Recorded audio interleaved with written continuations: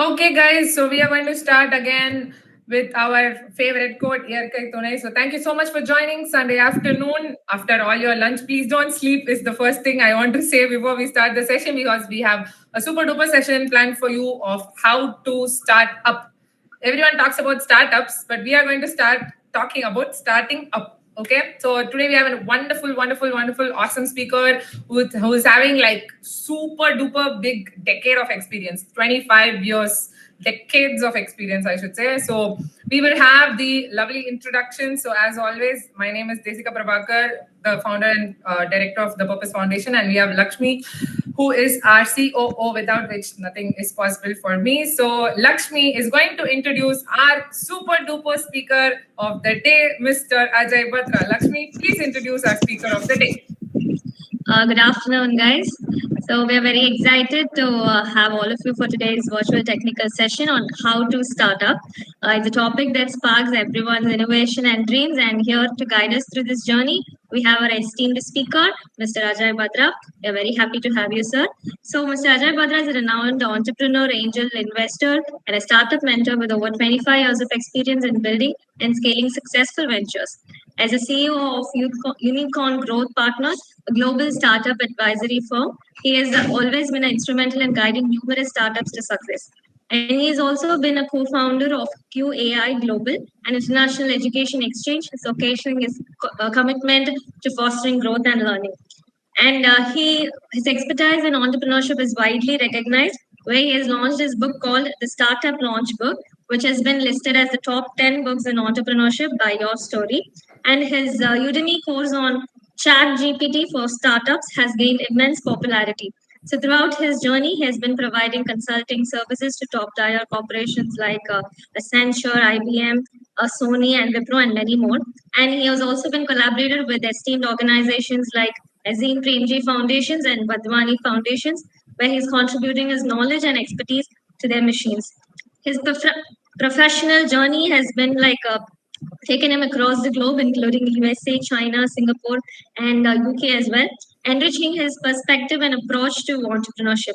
So, with his strong background in technology, entrepreneurship, and education, so he's a thought leader in startup ecosystem, known for his deep insights and building on great organizations and mentoring the next generation entrepreneurs. So, we are very excited to learn from his wealth of experience and innovative thinking. So, happy to have you all for this great session. Looking forward for this lovely session. Welcoming you, sir. Thank you, Lakshmi, for that very kind and generous introduction. Hi, Desika. Glad to be here and really delighted to share my thoughts with this very passionate and committed community that you're building. So first of all, thank you for having me here. I think this is a great program, a great initiative to bring a sense of ownership and innovation in our youth. So really excited, and folks are already joined in. Well, I know it's Sunday. I know it's post-lunch, afternoon. Festivities are in the air tomorrow, whatever. So double thanks for everybody who's shown up. We will make the most of your time and try to give you a sense of how you can build the best possible startup out there, how you can build possibly the next unicorn. And we'll define, of course, all of these things. It'll be great to, okay, let me quickly put up my presentation first, and then we shall continue our discussions.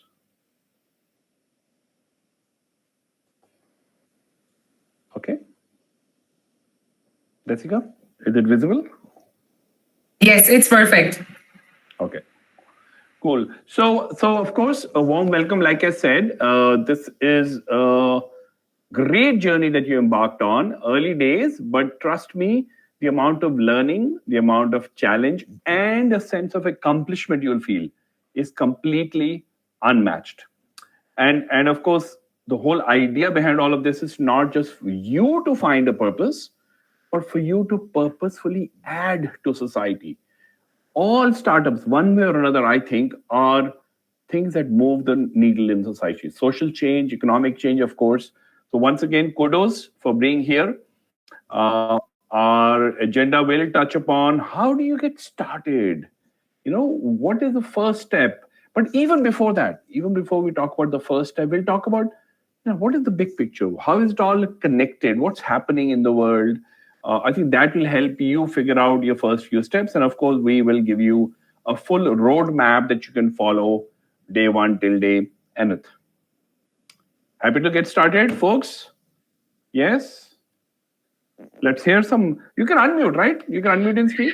Yes, they can, but they prefer the. Yeah. Yes, sir. I can see the emojis flying around. I can see hand has been raised. Yeah, I can see reaction come. But folks, I want to give you that option. If you want to unmute and speak, we would love to hear from you. If you can keep the cameras on, it'll be even better. So we'll have a little better connection between us. But overall, folks, the agenda is here. Agenda is full of discussions. I will ask a lot of questions. I'm warning you, which is why I'm giving you the freedom as well to ask questions back.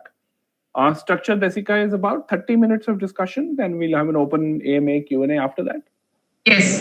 So first will be your talk, and then we'll have one-on-one interaction. So we'll close by 4. Okay. Yeah. And are people joining as individuals or as teams of 2, 3, 4? So yeah, there are teams of 2 to 4. Overall, the top 100, all of them are here. Either one of them are representing or all the members are also there. It's a mixed group. Okay. So all over India, they're from all parts of India, different states.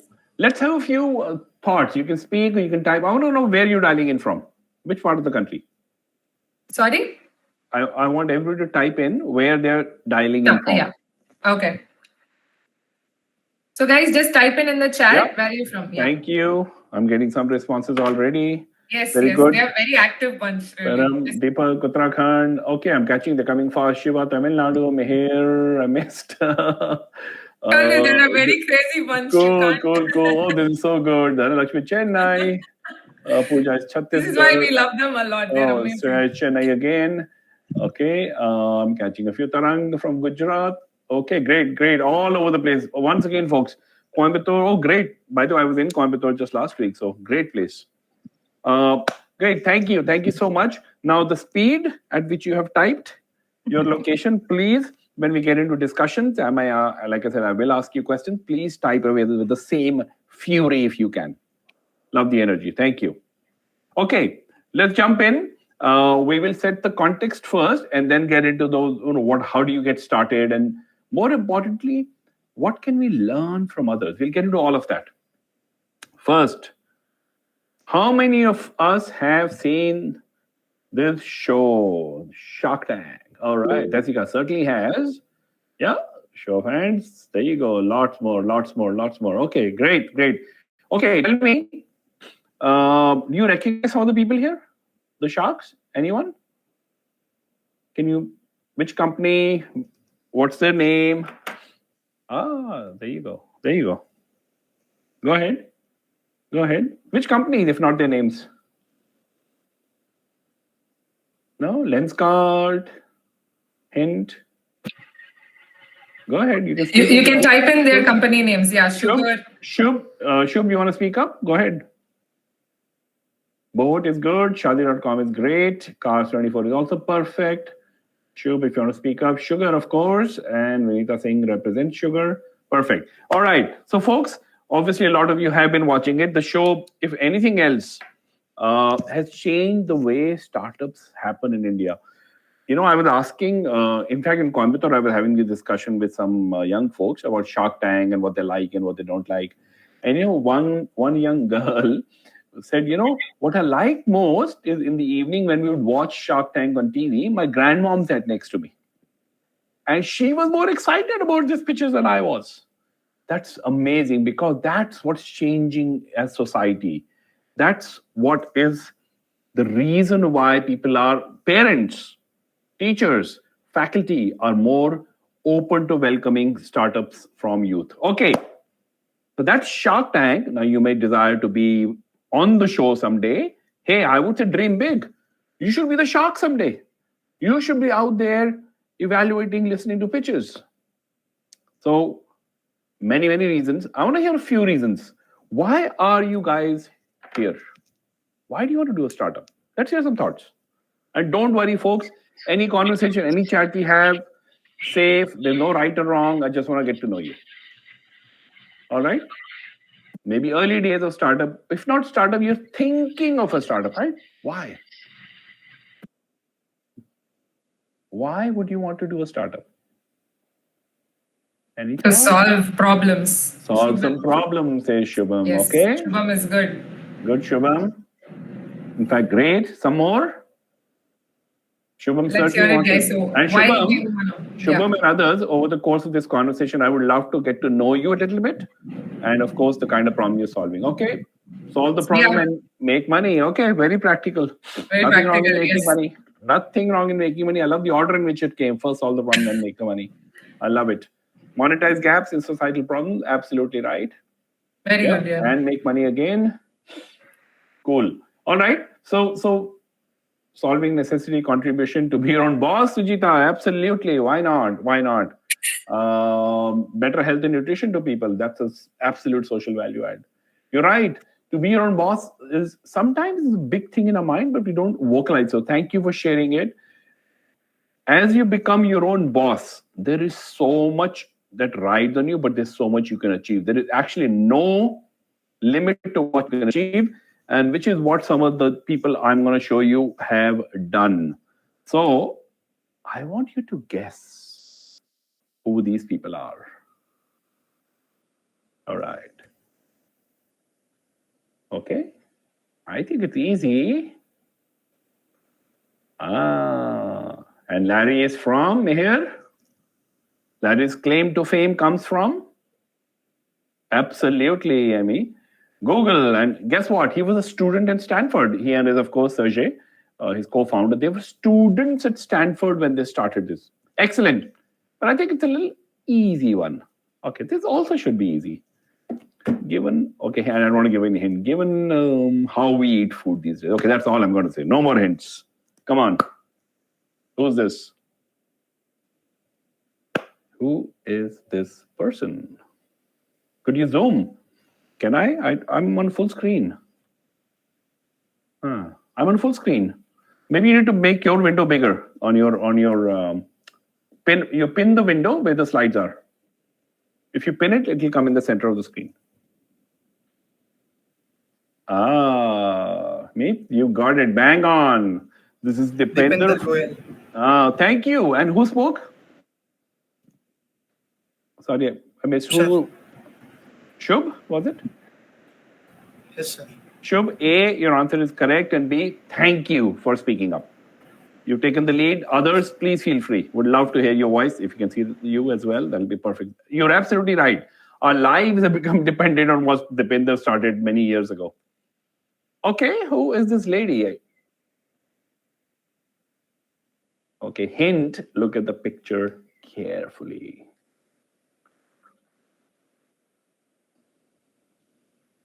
Okay, of course, it's there. Now you got to guess the name and you can Google, I guess, by the time you respond. Who is this lady? Who started Bumble? No. It is Bumble. It's not Spotify. This lady is the founder for Bumble. Yeah, you're almost there, but that's Whitney for you. Now, Bumble is, by the way, not just a dating site. What Bumble did was to make dating a safe space for women. It's a women-first designed dating platform. Really powerful and, of course, doing well. Okay, let's see if you can guess this gentleman. For many, many reasons, he's always been in the news, but in the last 10 days, that's the only hint I'm going to give you. He's definitely in the news. Yes, Mehir. Bang on. Thank you, Mehir. And Dr. Yunus, of course, is leading the caretaker government in Bangladesh now, but his original claim to fame is the Nobel Prize he got for introducing microfinance. He's called the father of microfinance. In other words, he found ways to make sure people could get small loans, 2,000 rupees, 4,000, 5,000 rupees. They were struggling. There was no way banks would lend you 5,000 rupees. Really, really remarkable work he's done under Grameen institutions. Okay, fantastic, guys. You were really good. You got all the names. Now, what's common? between these people, and a lot more we could have talked about. Yes, Shubh, thank you. What's common between these 4 or 5? They're all entrepreneurs. Okay, cool. What else?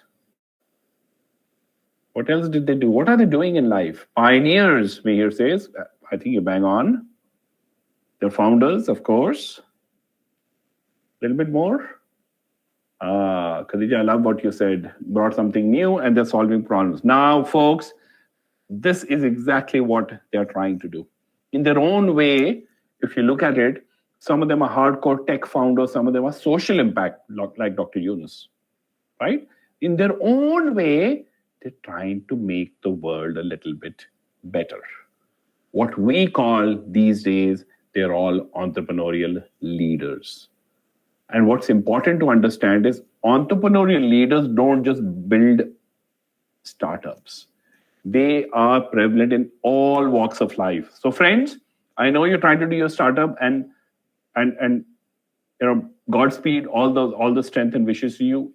If you want to indeed convert into a real startup, even if you don't, and if you want to perhaps take up a job in a private company once you graduate, if you're a student, or if you already graduate, move on to another job, or you want to join in social sector, or you want to go into politics, or you want to go into family business of your own. Trust me, everything you learn here as startup founder is relevant. There's a huge thrust to teach entrepreneurial skills to students, not necessarily to convert them into entrepreneurs, but make them passionate people who solve problems and handle other people. Absolutely bang on. Very good. All right, let's jump in. And I want you to tell me what you see on the screen. What's going on here? You see this picture? Somebody is dreaming of startups. What do you see?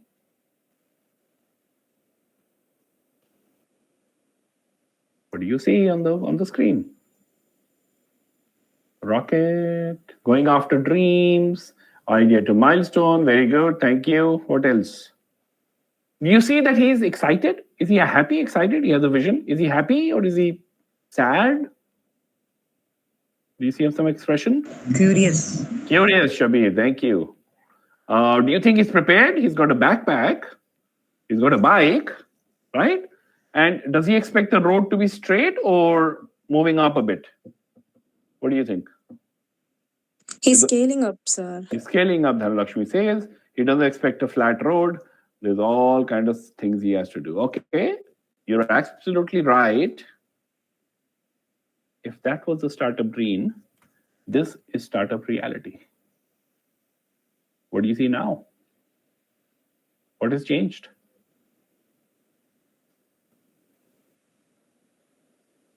There are so many hurdles in the path, sir. Thank you, Dhanalakshmi. And for every hurdle, Dhanalakshmi, do you see some solution also? There's a ladder, there's a rope, there are steps. Do you see that? Yes, sir. So friends, the startup journey is not a straight road, bang on. It has ups and downs, and you see those red flags, they're great points to celebrate your successes. But you'll also have to struggle. The one skill this journey teaches you is to be perseverant, is to stay the course. And friends, let me tell you, I do a lot of recruitment. Looks like you need more than a bicycle. I agree with you, Sujita. And you often start with a bicycle and halfway through you realize that you're probably short on resources, right? Could be people, could be bicycle, could be funds. This skill of having a vision, working hard, being perseverant, being resilient, not giving up is a life success skill for you. So like I said, no matter what you do in life, if you can learn some of these facets, they will serve you no matter where you are in your life. Okay, have you heard the term unicorn, folks? Anyone? You see it on the screen. What's a unicorn? No? A unicorn is actually, in English, unicorn is a mythical character. There's no such thing as an animal with a horn on the face. But unicorns are usually startups that are valued at more than $1 billion. Now, the reason I say that, yes, you're right, Raghav, valuation of over $1 billion. There's so much happening in India. Not just do we have unicorns, you have decacorn, 10 times as much happening. There's incubator, there's e-cells, the innovation competition, AICT is launching the hackathon. I talked about social acceptance, Shark Tank, and of course, campuses all around the country are abuzz with excitement. There's so much that's happening today that 5, 7, 8 years ago, friends, did not happen. So I would urge you to make the most of it. In spite of all this, by the way, I must also share with you that a vast number, 80, 90 in that range, startups don't work out. Why do you think? Can you list some reasons why startups don't work out? Any reasons? Let's hear one or two. Sir, dreaming is easy, but execution is tough. Shubham, bang on. Dreaming is easy, doing is tough. Thank you. Lack of funds, possibly. Lack of strategy, for sure. Lack of planning, okay? Lack of research, not the right idea. Lack of market research. Improper or inadequate market research. Shubh, thank you. Yeah. You're all bang on. It's right there. Lack of innovation, yeah. You're making something that's not quite clear and unique in the marketplace. Excellent. I love your answers, folks. Keep them flowing. You're right. I'm going to quickly share with you my top reasons. Now, not only do I talk about entrepreneurship, I'm also a mentor to startups and also an angel investor. Let me tell you 5 reasons I've observed. Even startups in which I have put money, some of them have not worked out. I'll share with you the reasons. It's not very clear what you're doing and how it's different from others. Are you building yet another Amazon, yet another Bumble, yet another Zomato? What's so different? And just having a different app and few features of the app is not enough. How will you make money? How will you become a profitable business tomorrow? People are not very clear on that. This is a big one. Did anyone see the movie Social Network? Social Network, which is about early days of Facebook. Did anyone see the movie? Yeah. Go ahead. Yes, sir. I see the movie. It's a very nice movie, sir. What is it about? He started with his close friend, but he's facing many challenges with his friend. Then he loses some money and come back with a large success. Thank you. Absolutely right. The score of the movie was about differences between co-founders, how they fought over what to do, equity, money. There's many startups, by the way, who have team misalignment problems. And as you rightly said, if you haven't planned it well, at some point you run out of cash, you just can't survive. But the number one reason is you're building something that nobody needs. You think it's a great idea. Your mom thinks it's a great idea. Your roommates think it's a brilliant idea. But outside of the 6, 7, 10 people in your circle, everybody says, it's okay. We don't really need it. You can build the next, next mouse or the next laptop or the next phone or the next glasses, but people don't really need it. So number one reason why so many startups don't work out is they're not really, as you started by saying earlier, remember? They're really not sure what problem they're solving and for whom. So we're going to address some of those basics today. So I don't want you to be in a position where you have a solution in your hand and you're now trying to figure out, okay, now that I have a solution, I've got the app, I've got the drone, I've got this whatever platform, what problem does it solve? You're looking at things exactly the reverse way. And unfortunately, I see that problem with a lot of technology founders. They get into technology-based hardware, software, app solutions, even before they have looked at what kind of problem is worth solving for the market. Now, I talked about how so much action is happening on campuses. And I recommend anybody who's a student, please, if you have even 10% of an interest in being a founder, do something while you're on campus. Why? Why do you think campus is a great place to either become a founder or try to become a founder? Why? Any ideas? By the way, how many of your students, current students, just All of them are current students. All which year? Probably second, third year, sort of All final together. year also. Yeah. Okay. Okay. Some are starting the journey. Some are final year finishing. Okay. So there's a great environment. Thank you. Okay. I'm getting a sense.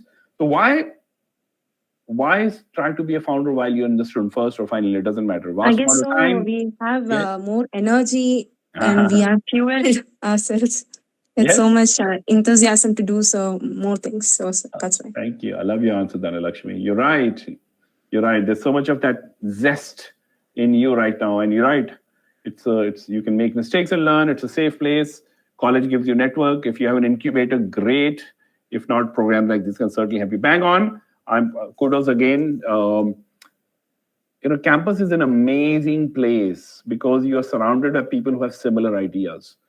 You mentioned energy, and of course, doing a startup on campus, maybe with your roommate, with your friends, is so much fun. Of course, you will make mistakes, but you learn faster and you enjoy that journey. And I'm saying it's a safe environment to do this experiment. There is really no failure here. I urge you. I'm glad you're in the program. I hope you continue with what you're starting with. Okay. Can somebody answer this question? Energy, Samarth, you're right, is absolutely at its peak. Where do startup ideas come from? We've all heard the apple falling from the tree story, but besides that, where do startup ideas come from? Necessity is the mother of all invention. Okay. So how do you know, Dhanalakshmi, that there is a necessity of something? I see the problems in the social environment side or maybe technology. So Okay. I want to solve them. So that's how I bring up idea to actually implement or like that. Excellent. And we sometimes we are immune to our environment. Sometimes we do notice some problems. Dhanalakshmi, if I ask you, name one problem that you notice in society around you. One. There may be 20, but name just one. The improper road constructions, like while going to colleges, I see during the rainy seasons we see so many water in the road. Yeah. The improper drainage systems, all of that. Correct. So Every day. yeah, no, you're right. Our roads have become manholes and traps. You're right. All right. So you're on the right track again. Startup ideas come by looking at the world around you, not spend all your time drowned in your mobile phone. I have nothing against mobile phones. I have nothing in Instas and Facebooks. But if that world is 80-90% of your world, trust me, you're getting disconnected from reality. The real world around you is what you need to immerse yourself in so that you can spot some of these problems and be curious about this. Okay, there's actually a saying in the startup world. It's called fall in love with your problem. Really, fall in love with of course you will fall in love with your solution, but after you fall in love with the problem. All right, now tell me, we all use Uber or Ola. What problem does Uber solve? Problem. Transport is broad, Amy. Break it down, please. What problem is it solving? Which problem did we have before Uber came that now Uber is fixed? Quickly getting comfortable vehicles, Shana, Amy, are reducing the transportation time, sir. I agree, Sugiswam, and that's also a solution. What is the problem? Convenience is a solution. Shreya is kind of on the right track. What is the problem? Connecting the drivers with the clients. Again, that's a feature. But what is the problem they're solving? Lack of spot pickup, Sujita, you're on the right track. Getting cabs is not so easy, Amy, correct? Not knowing how much your ride will cost you was not easy. You had to go to a cab station, you had to phone a cab, and sometimes they showed up, sometimes they didn't show up. There were many problems in the way people traveled.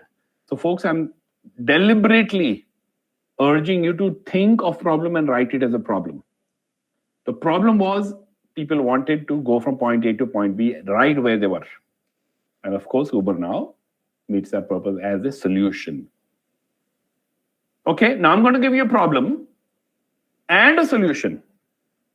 The problem is, I like non-veg food, but I feel guilty. I feel bad about eating animal meat. So somebody's come up with a solution to say, okay, you can have the taste and look and feel of meat, but it's not meat. It's made from plants. Can you think of a company that's done that? That has solved this problem? Any company you know that is replacing meat with plant proteins? Good Dot, thank you, Fashtana. You're right. Good Dot does it. And there are many others now. By the way, this whole movement started 6, 7, 8 years ago. There are many, many players now. The leader, of course, was Beyond Meat, but many more have come in the space. Absolutely right. So they're solving the problem of people feeling guilty about eating meat per se. Okay.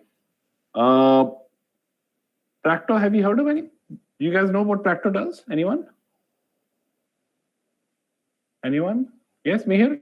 Okay, tell me in your word. Okay, absolutely right, Amy. Connecting doctors with patients and okay, perfect. It's a platform that connects doctors to patients. So which problem does it solve? What is the problem?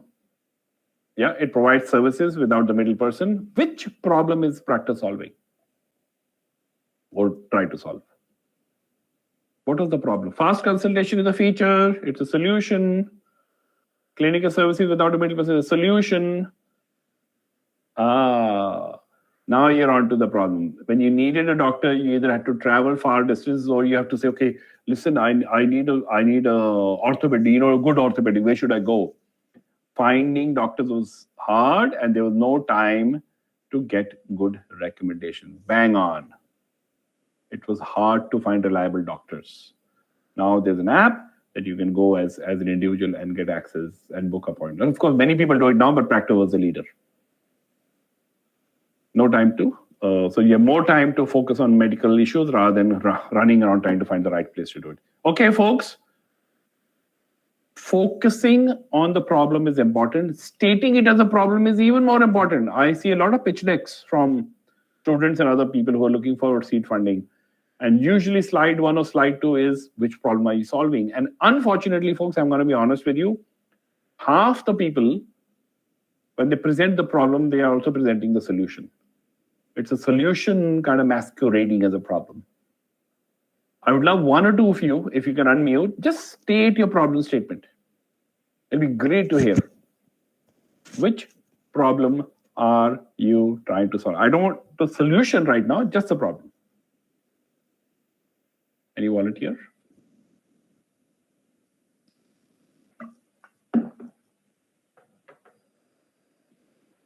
You guys had? Hello. Hi, Ajay, let me go ahead. Sure, Raghav. Thank you, first of all, but go ahead. Yeah. Right. So I'll give you a little background. We are a chemical nanoparticles manufacturing company. So we are dealing with 2 problems as of now. One is the unorganized waste management sector, particularly electronic waste. And second is customized specialty nanoparticles, which is not actually happening in India. So it is mostly imported. So, and whenever we present for, seed round or pre-seed round or any other competition, we also face this issue as to how should we frame the problem statement so that it looks coagulated, one single statement as against 2. Okay. So Raghav, let's pick the first part, which is about e-waste. Then you tell, let's do a quick workshop here. Right. So currently, what we operate in e-waste is we only taking the metal part of it, whereas general practices of e-waste handling are much more hazardous and harmful, but we use green methods to, extract the useful part of it. But this is the differentiator. Okay. No, hold on. So this is the solution, Raghav. Now flip it. What is the core problem? Right. So, I can visualize 2 here. One is majority, around 60% of it goes directly to landfills because it's hard to extract value out of it. Yeah. That is one. And another is whatever is getting extracted is the idea of extraction for, unorganized sector is the cheapest and quickest. So that will be the harshest chemicals possible so that they can get the coatings off easily and for least possible amount. Okay. See, you kind of started tending into a solution again. Raghav, your first part is really good. So e-waste recycling, not even recycling, disposal of e-waste is hazardous it is bad for environment, and perhaps is not economical for people involved in the process. I'm just making it up. Right. It's a statement of the problem, just the first part of the problem. And now, the moment you state that, Raghav, there are many ways of doing it, right? The people who do so many different things with e-waste, and you have your unique solution, Right. right? So focus hard on stating the problem without a hint of a solution. It requires practice, by the way, not as easy. So state your problem in 2 lines, and only as a problem will take practice. But again, happy to maybe afterwards have a session, Jessica, if you want, on people pitching their problem statements and giving. Sure. Jessica, happy to do it. Okay, thank you, Raghav. Fashtana, problem, unhealthy snacks. Yeah, you bang on, Fashtana. I agree. Anybody else wants to either speak or type? What is the problem that you're solving?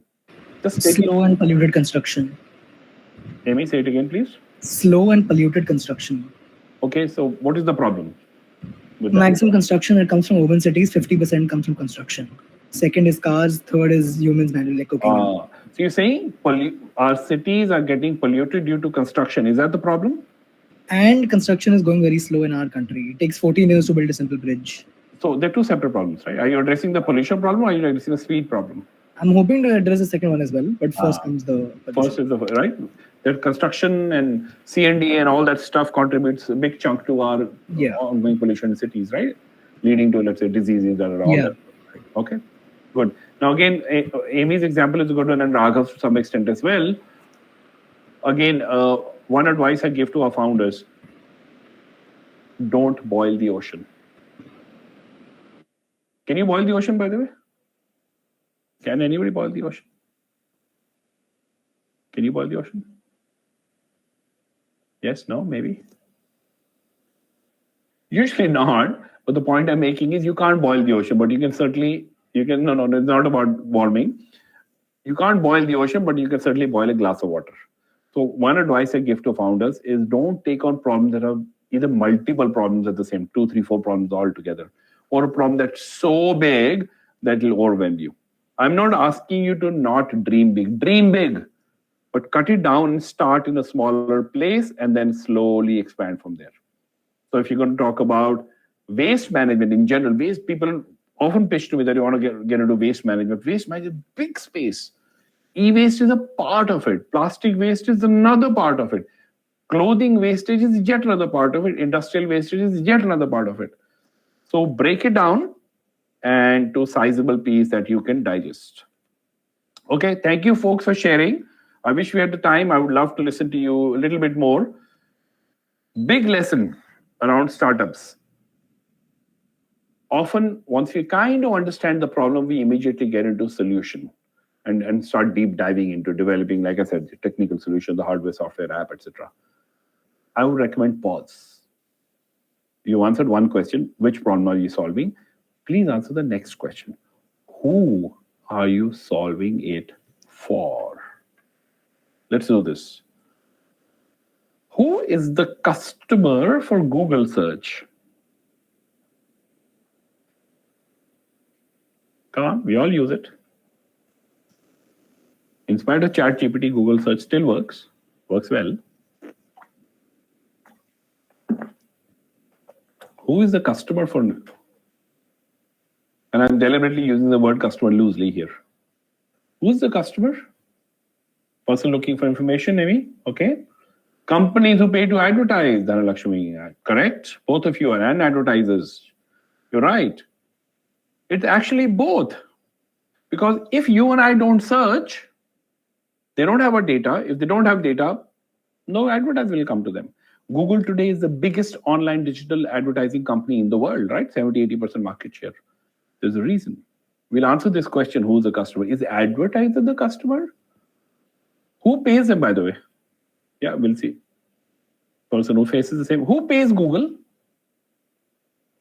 Do you and I pay Google search for using Google search? But no, advertisers do. We'll figure out who's really the customer for Google in a second. For Byju's, who's the customer? Parents are the customers and the consumers are the students. Thank you, Dhanalakshmi. You're also starting to clarify some terms like consumer, but that's good. we have to keep both in mind. As far as pedigree is concerned, dog lovers, who is the customer for this? Pet owners. And what is the role of dogs in this? What are dogs? Consumers. Consumers, Dhanalakshmi's word. Absolutely. So you got to keep both in mind, right? So friends, the point I'm making is in today's startups, it's not always clear who's paying you. Sometimes one party, like Google, right? Advertisers pay you and I don't. In another case, parent is paying, but the student is learning. Byju's. Dog has obviously no way of paying, but the dog parent, dog lover is obviously paying. So you have to answer two fundamental questions. Who will use our product or service? Consumer, as Dhanalakshmi said, could be user, different terms for it. And who will pay us? They may or may not be the same people, but you have to address their needs as well. Let's take Byju's as an example. If you build the next Byju's and you make it super engaging, AR, VR, all that stuff for the kids, great. Chances are kids will love it. But if you don't make it affordable, if you don't tell parents how taking Byju's will help the kid crack these serious exams, they're not going to buy it. So you have to build both thinking around who will use and who will pay, may or may not be the same people. Fundamental message, perhaps, of the day today. Do the who analysis really, really hard and really well. Okay, there were 5 key points I wanted to share with you. We are on to the 5th one. Now, you know what you started by saying, started asking, why do founders struggle so much? And some of you said, vision, roadmap, plan is not clear. I don't know what is my step 1, step 2, step 22. I'm a little confused. So guess what? What we've done is taken the learning of many, many, many years, many, many decades of startups who've done it. And we have created a framework. We now have, and I'm going to share more about this, there are 5 levels through which any startup journey goes through. From ideation, identifying problem, and then from there to finding a solution and figuring out how it all sits in the market to, of course, launching and growing big. But you don't have to worry about it. There's a lot of concepts in there. You don't have to worry about it. I'm going to share with you another tool you can use. Free to use. Desika, I hope you're okay me sharing this. It's a free tool we've created for the community. You can go 2-minute registration and it'll give you step by step guidance. It'll ask questions, but you don't have to think, should this be the first thing I do? Or like I said, the 18th thing I do. All those are laid out for you in steps across. So launch. Jessica, spelling launch path. See. So please, folks, feel free. Like I said, not only will it give you guidance, it'll ask you questions, it'll give you examples of other startups. If you answer the questions, it'll prepare a pitch deck for you automatically. You click a button and you can see your pitch deck getting prepared slowly. The more you use it, the more the pitch deck will fill in. All right, folks. Just to summarize, we'll of course keep talking. Please be super clear about the problem you're solving and don't take on more than what you can bite. Narrow it down, sharp, well-defined problem it is. Figure out who's the user, buyer, consumer, customer. Especially important if you're in a B2B. We haven't discussed it, but if you're selling your solution to businesses or organizations, this can get a little murky. We didn't talk about it explicitly, but remember, whoever you think your customer is, you can't assume the problem on their behalf. You have to go talk to real customers. This is before if you're building an app, before you write the first line of code. You have to go validate. Hey, is this problem real? And again, don't just talk to your moms and dads and uncles and nieces and friends. Beyond your inner circle, go talk to real people who might be having the trouble. And you're not going there to sell a solution. Well, you don't have a solution yet. You're going there to find out, hey, is this problem real? Is this big enough for them? Is it important enough so that I can spend some time? So should I spend time solving it? Or somebody already sorted. They say, yeah, it was a problem till 2 years, but now I'm okay. I'm doing X to figure it out. So please Use that validation to remain honest. Remember the number one reason for failure. People get disconnected from market and customer needs. Stay connected. In fact, start the journey with that. Don't do any product yet till you're really sure who it is who's having the problem, what kind of problem, and what they might be doing today to solve them. So you're not just creating another Me Too out there. Okay, we're going to open it up to questions very soon, but a little quiz. We started with the quiz. I'm going to end with the quiz. I'm going to show you a startup. You have to tell me what it did in its earliest of days. When Amazon started, what did it do? Very online bookstore. Online? Bookstore. Bookstore. And only books, by the way. They did only books for many, 5, 7, 8 years, only books, and slowly started to expand. YouTube, early days. Any guesses? Digital repository for videos. Yes, Dhanalakshmi. That certainly was true, but for what purpose? It was definitely about videos. It's very interesting. Sudeshna, how did you find out? You're right. They started by having video dating site. YouTube was a video-based dating site and became a general-purpose video site, of course. Sudeshna, how did you find out? Did you know or did you just Google? Okay, early days of X. Thank you, Sudeshna. Well done. Early days of X. Twitter.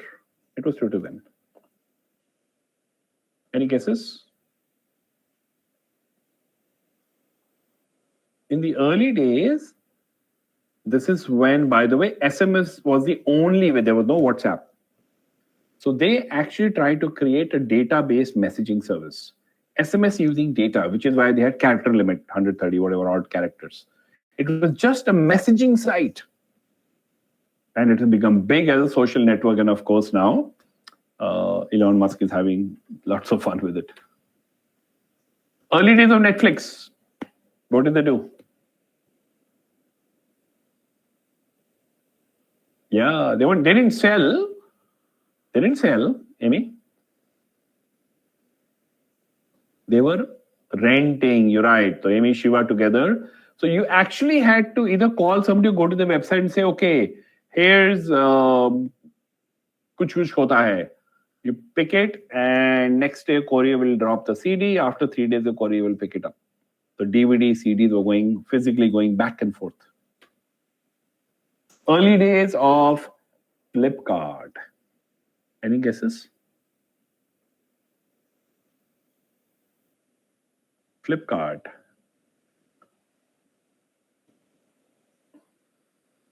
Okay, hint. They thought like Amazon. You caught on. Absolutely. They pretty much copied the Amazon playbook. Initially, for the first 4 or 5 years, Flipkart sold only books. They pretty much copied the Amazon model, but for one big thing they introduced in India, in the way Indians shopped online. Now, of course, everybody does. But 10, 12 years ago, India was not willing to buy online. What is that one innovation they did?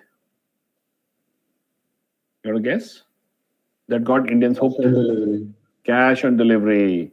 Because Indians said, "Arey Baba, are you saying I have to go online, buy something, pay for it, and wait for it to come after 2 days? What if it doesn't show up? What if it's not right?" They didn't trust. So Flipkart started cash on delivery. When the product arrives at your door, check it. If you like it, give the cash. Of course, that was really, really before this whole social revolution around e-commerce happened. So lots of, the point here, friends, often where you start the journey is not where you land up. Number one, consciously. Two, sometimes the environment forces you. Look at Netflix. Internet forced Netflix to change its business. Because internet became affordable, high speed, everybody's home, mobile phones, they said, okay, no more CDs. Flipkart, they realized they were not selling initially. Even books people didn't want to buy because of this whole cash credit card business till they introduced COD. So the environment changes you. Sometimes you proactively do it. Of course, Amazon has been super proactive. Amazon is not just a biggest marketplace; it's also the biggest cloud service provider now. The AWS is a faster growing business than Amazon.in and Amazon.com. Okay, folks, we've had a quick discussion on fundamentals of starting up, what to start up with. I also shared what not to do. I also shared a link or a platform where you can actually begin your journey and track it all the way. Happy to take questions, comments, discussions. Let me go first, Ajay. I have a question. So I had told you, right? We are into chemical manufacturing, specialty nanoparticles, basically. So it is a very niche market, and we are looking to connect with investors, which can be strategic partners, right? Because adoption in B2B space here is slightly tricky because I mean product validation takes quite a bit of time, then testing takes quite a bit of time. So can you recommend Okay. any strategic investors or any strategy that we should be approaching for this? Raghav, I need to understand a little bit more. So this is an existing business, family business, something you started? No. This is something that we have developed in college while we were working and trying to deal with e-waste, and we were thinking of upcycling it into a higher value product instead of just recycling it and selling it off. So we take metals out of electronic waste and we upcycle them into nanoparticles. So nanoparticles, those are very high value, low volume products. Yes. I get it. Raghav, hard for me to comment on. I also need to do more. If you don't mind, my email is on the screen. If you have a pitch deck of sorts or even your business overview, send it to me. Let's have a conversation on that. Great, Ajay. I'll reach out to you. Thank you. I need to understand more before I can give you any direction here. I understand. Okay, sure. Amy, when you have an idea, there are always people. Okay, good one. Okay, Amy has a question. I want others to answer. Amy has a good question here. Go ahead. Sir, once we identify our idea, how to enhance our novelty of the idea, sir? Yeah. How to do it? Okay. Now, it's often called, in startup language, it's often called the moat. MOAT, or your unfair advantage. Essentially, what are those things you can do?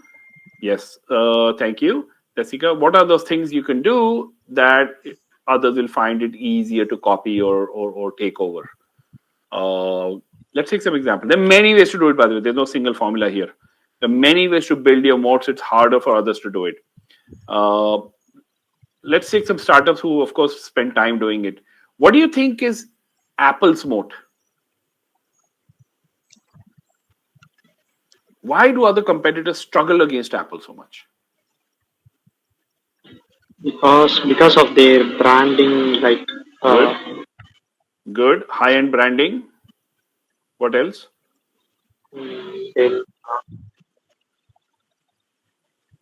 They also make high quality product. That's a given, right? Yeah. UI UX is unmatchable. What else? If you talk to I'm an Android guy, but when you talk to die-hard iOS people, they say the phone is very private and secure. Thank you, Shabir. Privacy and security is high. Fourth thing they tell me is that the ecosystem of apps and providers is very powerful. The connected apps, other offerings, the whole set of parties they bring to the table are really powerful. So Apple is, of course, they didn't have all of these, but over years they built it up. Look at OTT, right? We all do Netflix, we all do Prime, we do Star, we do, name some, Jessica, your favorite OTT. Hotstar, thank you. Jessica, आपका favorite बताइए. Sorry, you're muted. Mine is Prime. Prime? Okay, so look at all of these. They all look the same because that's a problem. While Netflix was a pioneer, Prime came free because with the Amazon.in, they had some little differentiators. Today, they all look the same. So they're fighting. So Netflix claims, okay, I'm not saying that, they claim they are different, better, bigger than others because they say our studio-based content investment is the highest, maybe, right? what's his show? That show moved to Netflix, no? What's his name? Very popular Hindi show. Kapil Sharma. Kapil Sharma moved to Netflix and they got new movies coming. So everybody's got studios, but Netflix says today our edge is we churn out better, higher quality movies, shows faster than others. Earlier, by the way, when technology was a challenge, Netflix used to claim ours is the fastest OTT platform. No buffering. They used to claim that, but everybody is no buffering today.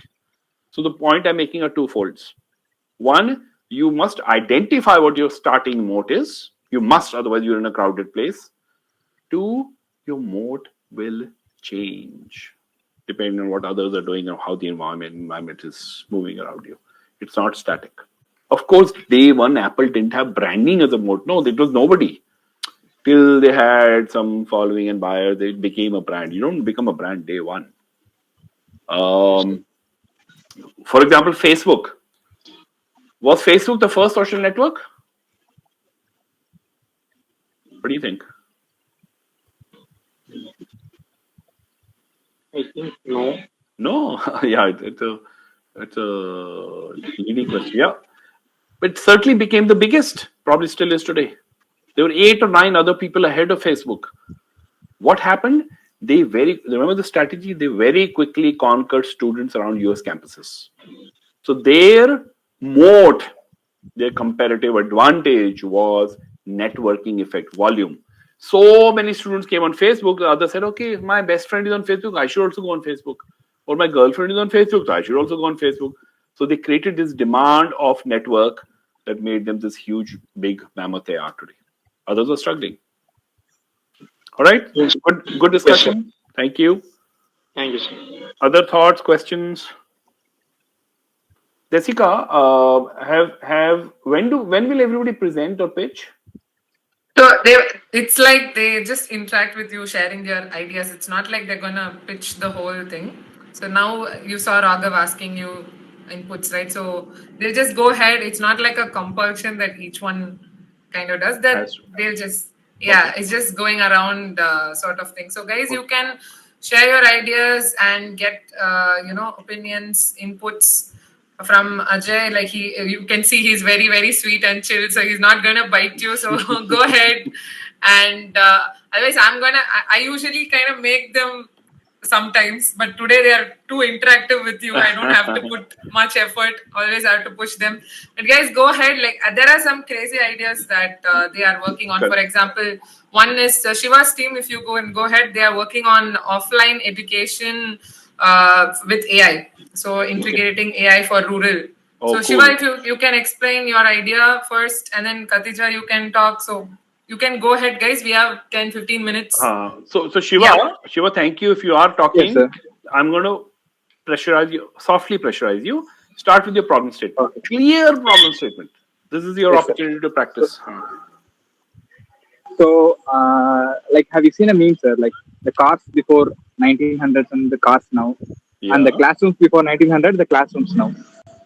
So, if you see, the school system haven't changed a lot, even after the internet boom too. So, then Byju's came, they tried to connect a lot of parents and they try to sell courses.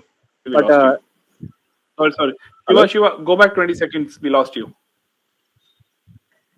Okay, sir. So I hope you can hear me, sir. Yeah. So you're saying not much changes happened in hundreds of years, okay? And yes, sir. Yeah. So even after the internet boom, the education system is still the same. So what we thought was we should use this AI revolution to change the thing. So our main unique selling point is we use a self-learning AI which evolves according to the user. So the more data that you give, the more connection you are having with the AI, it will help you to learn better, sir. So also sounds good. Shiva, I'm going to push back a little. You started on the right track. I understand education system has not changed. I get it. But what particularly is the problem? Let me help you. Problem could be students are not learning. Students are not attentive. Students miss classes. Teachers struggle to teach. Students are not, when they learn, they don't learn enough to either get into college, take up a job. What is the problem with all of this? So the problem is, so in your school days, you might have some best teachers, the average teacher, and worst teachers. So some teachers can teach very good, and but not all teachers can do the same, and they can't concentrate all the students. So what if? So why there is no perfect teacher for all of them? So that's what we are trying to solve. Okay. So the problem is that the teacher may not have the capability or the willingness to cover all the topics and teach well. Yeah. So making it easier for the teacher. Yeah, and yes. So initially we are just starting as a tool to help the teachers, but in the future we are planning to replace the teachers itself, sir. And Shiva, what will be the success of your product? How will you know you've succeeded? So so before using our product, there are two students, like one average student and one below average student. If we could bridge the gap between them after the usage of our product, that's when we consider our project as successful. Okay.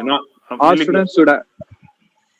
Yeah. No, Shiva, I'm really glad to hear you keeping the impact in mind. Whether you're helping the teacher or making a better classroom, often with technology we get sucked. We get lost in technology. So I'm really glad that you're saying with whatever solution, the children have to learn better. Bottom line. Yes, sir. Good. Thank you. Where are you in this project? So, what stage are you at? Sir, we all the first stage was to build the same app for an offline purpose. So for the remote areas to provide access to AI tools in the areas where they don't have infrastructure or internet facility. So that part of the project is completely finished. So now we are focusing on more advanced features, like you can answer not just the teacher answers the question, but also the teacher can generate the learning path. So each of the students can have a different learning path, and also it asks you questions based on your weakness and strength. Okay. And Shiva, as we were discussing earlier, sorry, in the interest of time, I'm rushing a little bit. How many teachers or students did you validate this problem with? So, my teammates' parents are teachers; they are headmasters, and through them we are connected with a lot of teachers from multiple schools, and we learned that they also agree that they can't focus all the students. So they have some kind of analytic tools or this AI kind of thing to help them better, when they are not watching the students, like in their home or in their holidays. If they can, it's like the teacher is 24/7. So that's okay. So great, Shiva. I think you're on the right track. My single piece of advice here will be: you started by talking to your friends, parents, etc. As you develop the product, and product takes time, right? You will have version 1, version 2, alpha, beta, etc., prototypes. Make sure you keep showing the product to teachers and students. So teachers have to use it in the classroom, right? How they use it will have a bearing on how the students learn.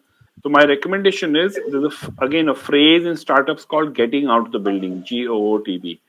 Keep getting out of the building to make sure all that you're developing is addressing the needs. Shiva, all the best. Yes, sir. Thank you. Khatija, you can go ahead. Hello, sir. Lovely presentation. Enjoyed a lot.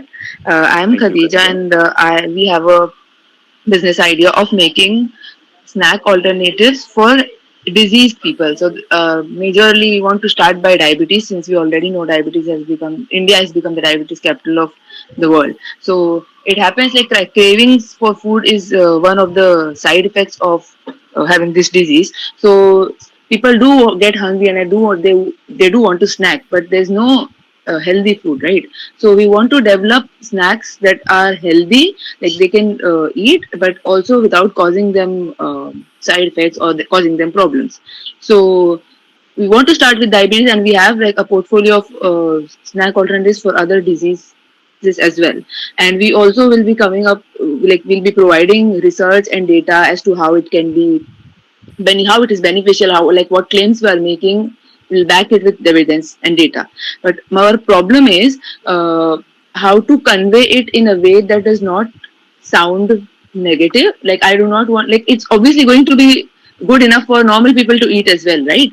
But I do not want to go about saying it like it's for diseased people. I do not want to make them feel like, oh, this is something like we are diseased, so this is for us. Like, are you getting my point? I think I am, Khadija, and I'm going to take you back to where you started sharing. Okay. I understand what you're saying, but tell me, what is the problem that people with diabetes have when they snack on food, other kinds of food? What is the problem they face?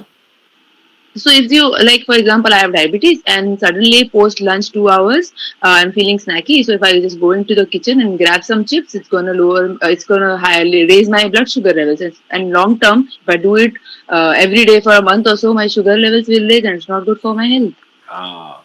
So you're obviously stating the problem well here. Now, when you pitch it to somebody who has diabetes or doesn't have diabetes, you can pitch it to both, right? Is it? Yes. Okay. For a person who is diabetic, what do they want to hear? You're right. They don't want to be reminded of the fact that they are sick. What do they want to? They want to. They don't want to feel guilty while they're snacking, because obviously he's going to go into the kitchen and have chips. I just don't want him to feel guilty that I'm having chips. So state it. Tell me, if I were diabetic and say, okay, Ajay, here is X, whatever, what will it do for me? Make a pitch right now. I'm your customer. Right. So instead of stating a problem, oh, I'm not going to make you feel diabetic, I'll tell you what solution I'm giving. It's like, you can have guilt-free snacking or guilt-free chips. Does that? A little bit more. Hungry? Here's some tasty options for you that are also healthy. Rather than say, don't eat that, avoid that, negative stuff, you're saying, I have amazing foods that you can enjoy at any point of the day. That's all. Okay. See the psychology of how humans work. We all want to think of benefits. Nobody wants to be. There is a problem, of course, diabetes, temptation, but I want to be told that I am normal. What is the definition of normal? I see other people eat whatever they want when they want. I want to do the same. Yes. So use that line. You're right. Don't harp on the bimari. Instead, talk about the freedom it brings to their lifestyle. Am I making sense? Yes, iPhone does this a lot. So yeah, this makes sense. Yeah, sell freedom of choices, sell enjoyment of eating good food, sell joy solutions add in their life rather than the negatives of the bimari. Okay. How we are making their life better? Does that make is that it? Yeah. Okay. Folks, everybody. I'm going to make a statement that is very, very true. People, and you apply it to yourself. Customers don't buy features; they buy benefits. How will whatever you're selling make my life better? Simple question. You must answer that on behalf of your customers. Okay, Desika, we are out of time. I can have a very quick chat if you wish. With one. Yes, so we have just, I think, four questions. If you're okay, then we can go ahead. I may not have that kind of time, but maybe let's start with one and see where we are. Okay, so whoever wants to raise hands, let them go ahead. Other questions, I can send it to you. Yeah, Shabir, you can go ahead. So I Shabir, need to go ask. ahead. Hello, am I audible? Yes. Hello. Shabir, yeah, we can hear you. But Shabir, there's a lot of noise in your mic. No, Shabir, your mic is doing noise. Yeah, it's Shabir, mic is. No. Not helping. Okay, he can maybe drop the question. Hema, you can go ahead. Yeah, ma'am. Yeah, Sir, am I Shant audible? and Shrita. Yes, Hema, we can hear you. So basically, we are working on an agri startup kind of idea, sir. The problem statement what we are facing is nowadays traditional agriculture farmers are not aware of how much quantities of resources should be put into the field. So our motive is to increase productivity by optimizing the resources. So what we'll do is we'll collect the locality and all other info required.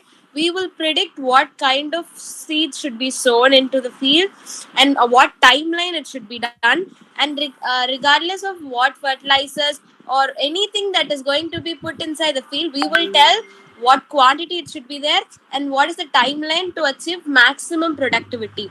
That is one part of it, sir. Another part is we've also integrated hardware, we will automate all the essential tasks of farming. So I just wanted to hear some insights whether this is going to be a viable solution for a problem statement or not, sir. Okay. So let's understand the problem, Hema. From what I understood, you think farmers are not quite sure of which seed, which pesticide, which fertilizer, when to do the crop plantation. That's the problem. So it's not just that perspective. It is that more farmers are using excessive amount of quantity. Of pesticide, fertilizers, etc. Right? Yeah, sir. Everything. Okay. And how do you know this? How do you know that they are using excessive quantity? So we have actually surveyed certain farmers. They are not pretty sure of the optimum quantity. They are actually using the almost right kind of quantity, but not the optimum quantity. So that's what we're working on. Okay. So Hema, from my interaction with agribusinesses and farmers, one thing I've learned: farmers know a lot more. Sometimes we don't understand that they know, but farmers, especially who've been doing it for years and years and generations, are much closer to nature than anybody else. Part one. Part two, however, all the new innovation around rotational crops, pesticide, even drone-based, let's say, crop monitoring, they're not aware of. So there is a need to bridge the awareness gap. Hema, I'm agreeing with you. Question for you: are you an awareness bridging solution or offering some products as well? Offering some products as well, sir. Like what? Sir, we have incorporated a seed sowing machine that is completely automated, and a weeder, solar power weeder, that will identify only the weeds and remove them off. And finally, a drone. It is not about just monitoring, but also it does works for pollination, especially for self-pollinated crops. We are incorporating an air bubble dispenser in it that will contain seeds along with the necessary nutrients. So that will dispense seed bubbles, which will carry forward the pollination, sir. So these Okay. are the products that we are working on. Yeah, no, great. Sounds very interesting. So Hema, all three products simultaneously you're working on? So we just pitched the idea. We're working on it one by one. So my first reaction, of course, I need to understand in more detail what each of these does. But I think each is solving a particular part of the problem, but each is each requires some detailed solutioning and design and testing and hardware and software and all that. So my recommendation is figure out the one that's most important to the farmer, not that's important to you from technology angle. Of the three, since you interacted with farmers to understand the problem, I'm assuming you've done it with enough farmers, not just 4, 5, but 10, 20, 30. If you were to go back to them to say, hey, I understood your problems to be A, B, C. For these, I have these 1, 2, 3 solution. If you had to pick one solution out of these, which is a must-have, which one would it be? So rather than you or me make that decision, I want your customer to make that decision, future customer. Maybe on the customer's perspective, I'll choose one. Only to pick. So let's say pick drone, for example. They might not even know what a drone is. You have to explain to them what a drone does. It's not just a drone. It's not just monitoring. It can do fertilization, all that stuff. Once you tell them what it is, they may pick one. The next obvious question that I have for you is, any of these three solutions, who's going to pay for them? Will the farmer pay? Community of farmers, sir. Not like one particular farmer.